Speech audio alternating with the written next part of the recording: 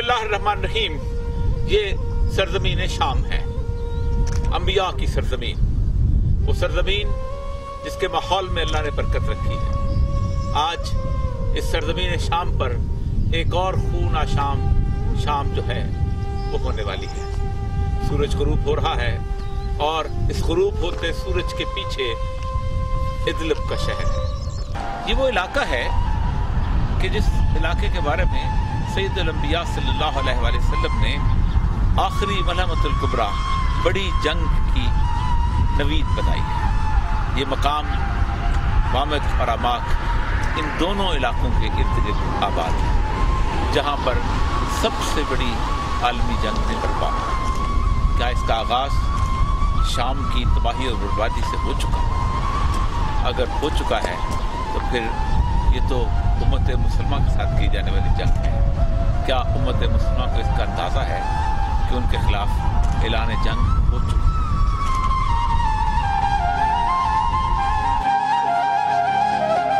मैं इस वक्त हलब के खास शहर जराबलस में खड़ा हूँ।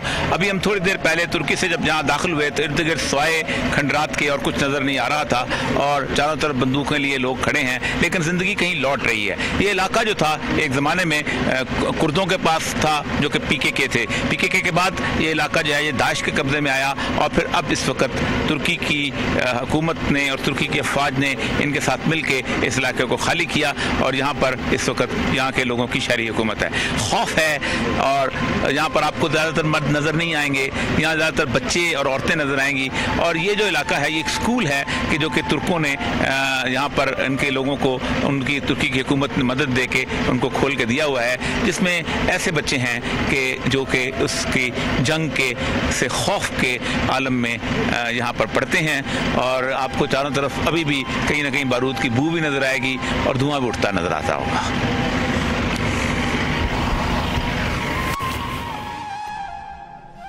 हम इस तबाहाल शहर के स्कूल की तरफ जा रहे हैं कि जो जंग के दौरान बिल्कुल तबाह हो चुका था और फिर अब हरारत शाम के आने के बाद तुर्क हुकूमत ने यहाँ पर इसे दोबारा ताबीर किया है। आइए देखते हैं कि स्कूल की हालत कैसी है।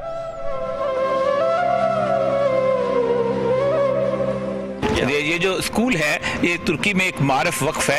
ये मारफ वक्फ बुनियादी तौर पर फतेहुल्लाह गुलन की जो पूरी की पूरी ऑर्गेनाइजेशन थी, जो कि तुर्क वाले समझते हैं कि ये CIA स्पॉन्सर्ड थी और इंटरनेशनल ऑर्गेनाइजेशंस की स्पॉन्सर्ड थी, उसको जब टेक ओवर किया गया है तो मारफ वक्फ जो है वो ऑलरेडी मौजूद था, उसको दे दिया गया है ताकि किसी तौर पर भी वो जो स्कूलों में बच्चे पढ़ते थे, जो कॉलेज और यूनिवर्सिटियों में पढ़ते थे, उनकी किसी तौर पर कहीं तसलसल ख़त्म ना हो जाए। तो ये मारफ वक्फ की तरफ से ये स्कूल यहाँ पर कायम किया गया है जो कि खालिस्तान शाम की सरजमीन के अंदर है। दाखिल होते हुए हलब के इलाके में तो एक अहम तरीन चीज़ जो नज़र आई है वो ये थी कि बहुत सारे खाली ट्रक वापस जा रहे थे और वो खाली ट्रक जो थे उनमें सामान जो था तुर्की की तरफ से यहाँ आता है और किसी के साथ लोगों का गुजारा हो जाता है, लेकिन कोई शहरी ज़िंदगी के आसार नज़र नहीं आते अभी तक। और उसकी वजह यह है कि चारों तरफ जो है वो मुख्तलिफ़ किस्म की तंजीमों के हेडक्वार्टर्स हैं और उनकी आपस में वो जंग चल रही है। एक तरफ कुबानी है, दूसरी तरफ हलब का वो इलाका है जहाँ पर जबहत-उन-नुसरा का कंट्रोल है और तीसरी तरफ जो इलाका है उसके अंदर भी कहीं कुर्द के इलाके हैं और बशार अल-असद की अफवाज जो हैं वो भी इसके किसी हिस्से पर मौजूद हैं। तो पूरा शहर जो है एक किस्म का बटा हुआ है और इस बटे हुए शहर में खौफ की फिजा है।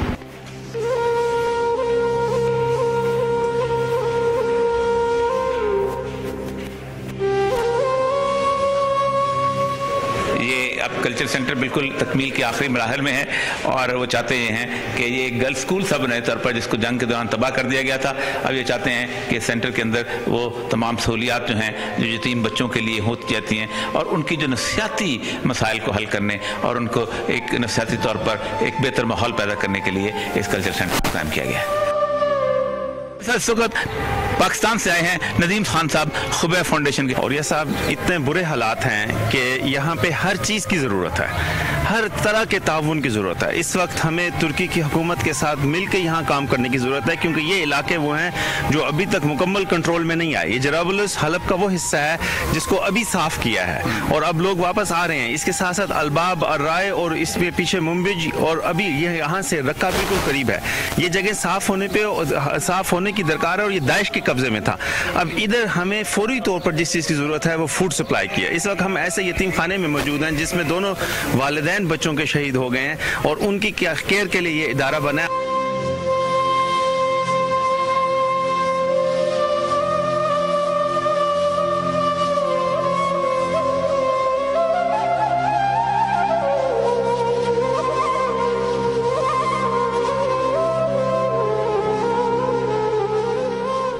ये जराबुलस शहर की गलियां हैं। यूं लगता है जिंदगी यहाँ बिल्कुल रुक सी गई है। वीरानी दरो दीवार से छलकती है, लोगों के चेहरे गमज़दा हैं, धूल उड़ती है, खौफ है और ऐसा लगता है कि जैसे कोई बला इस शहर में से होकर गुजर चुकी हो।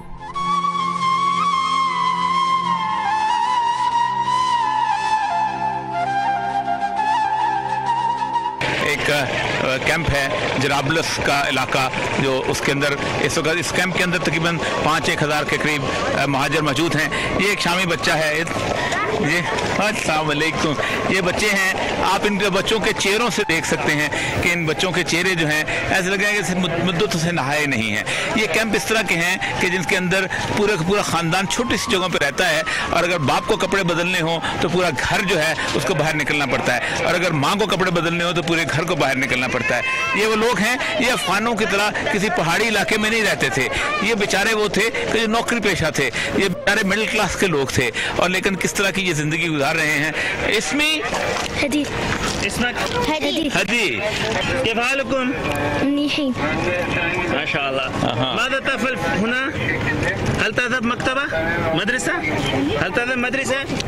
माशा, ये बच्ची बता रही है कि यहाँ मदरसा भी है और उसमें पढ़ती भी है। असल कमाल की ये है बात यह है कि मुझे बहुत हैरत होती है जहाँ आके देखे कि तुर्क हुकूमत ने एक काम बहुत अच्छा किया है कि उन्होंने उस सारे तसलसल को ख़त्म नहीं होने दिया जो तालीम का था, जो सेहत का था, जो बाकी चीज़ों का था। और हालांकि यहाँ रसाई बहुत मुश्किल है, हम भी यहाँ बहुत मुश्किल से पहुँचे हैं। Can we have an interview with some old person, some person? I am the chef of this cage. Oh, excellent! You are the chef of this camp. The big boss here. Mukhtar. Mukhtar, you're Mukhtar. Yes. So, what type of people are here? The family is 2,118.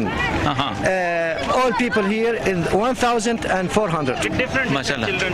And how many yatama? How many from any city? Orphans? From Halab? Aleppo, Deir Zor, the east of Syrian, Eastern Syrian. and the south of Syrian, and all city of this country. Before this area was with Daesh? Daesh and against Bashar Assad. Bashar al-Assad, yes. Yes. And against Bashar al-Assad, all people here is against Bashar al-Assad. Bashar Assad, yes. Against Bashar. Army Bashar Assad. All this, Daesh and Bashar Assad. People in Syria are against Daesh and Bashar al-Assad. Bashar Assad, yes. उसने कहा दो बुनियादी तौर पर लोग हैं जिनके बारे में ये सीरिया के लोग समझते हैं कि वो हमारे दुश्मन है। एक बशर असद को समझते हैं और दूसरा दाइश को समझते हैं।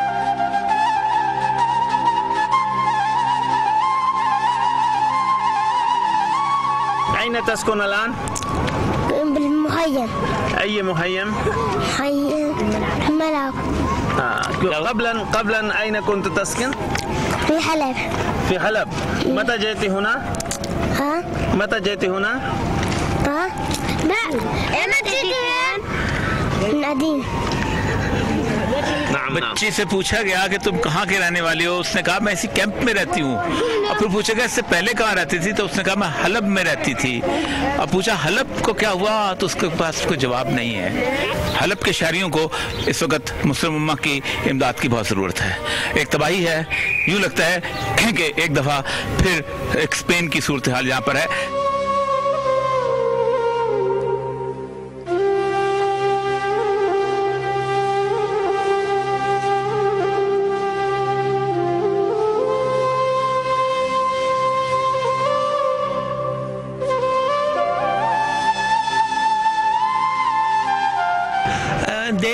150 coming here for gun, for traffic accident and the other bombing facilities, and daily 150.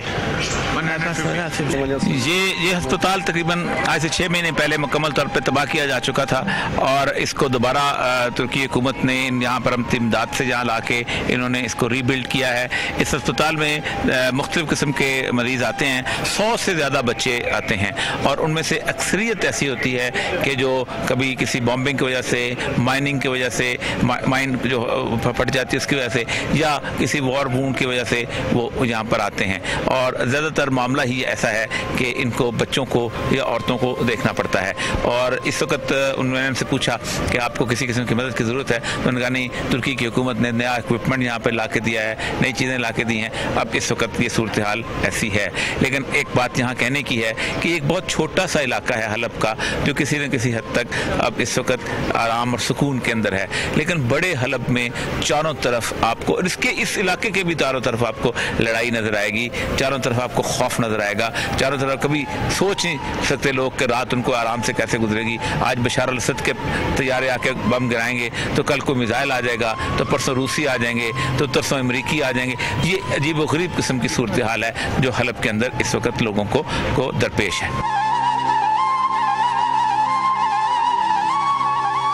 Can you see some war related patients?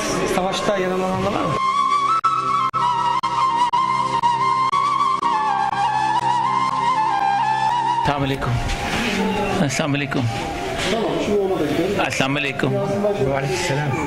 ये बच्चा वार जोन का बच्चा है और सख्त तकलीफ में है इस वक्त।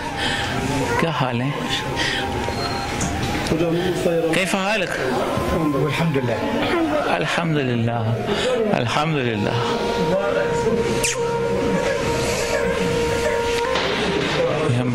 ये हमें खलवात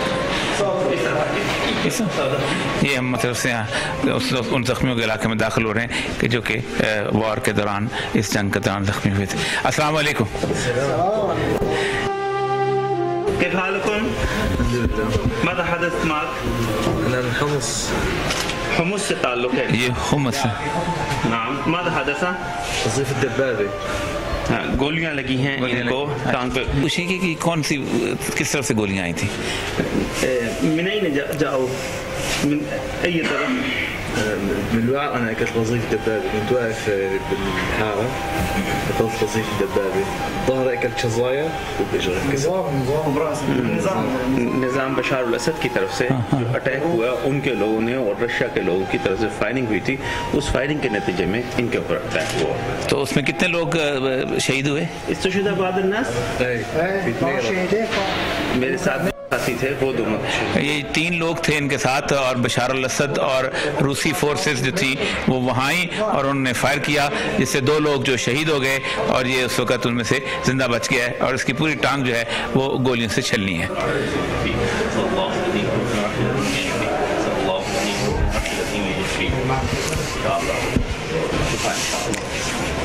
आप खुद देखें कि बुढ़ापे में ये कैसे लोग जो हैं इनको हॉस्पिटल की शक्ल देखना पड़ रही है। ये अपने घर में होते तो कितने इत्मीनान और सुकून से होते, लेकिन इस वक्त उनके घर उजड़ चुके हैं और ये यहाँ पर मौजूद हैं।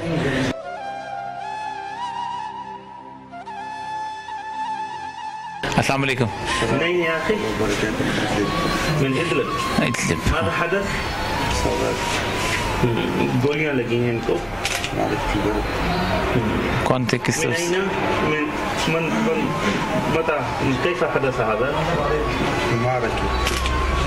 अटैक हुआ था, उस अटैक के अंदर हम अवाम। ये इदलिब पे जब अटैक हुआ है तो इन पर गोलियां लगी थी इनको और इनका पूरा ऊपर का हिस्सा जो है उस पर गोलियों से चलनी है। तो कितने लोग, हाउ मेनी पीपल? कम नास माक कम अल-आखिरीन कानू माक हल हुनाक कान रिजाल आखिरीन। इस्तेशुदा बाद कम तकरीबन वाहिद जब मेरे पीछे एक दोस्त था जो कि शहीद हुआ। इनके पीछे एक दोस्त था कि जो साथ शहीद हो गया और ये इनको ज़िंदगी बच गई और ये यहाँ अस्पताल के अंदर लाए गए। इदलिब यहाँ से खासी दूर है, लेकिन चूंकि इदलिब के इलाके के अंदर नज़दीक कोई अस्पताल नहीं है, इसलिए इनको ये हलब के एक छोटे से इलाके के अंदर इनको जो कि जिसके जराबुलस कहते हैं वहाँ इनको लाना पड़ रहा है।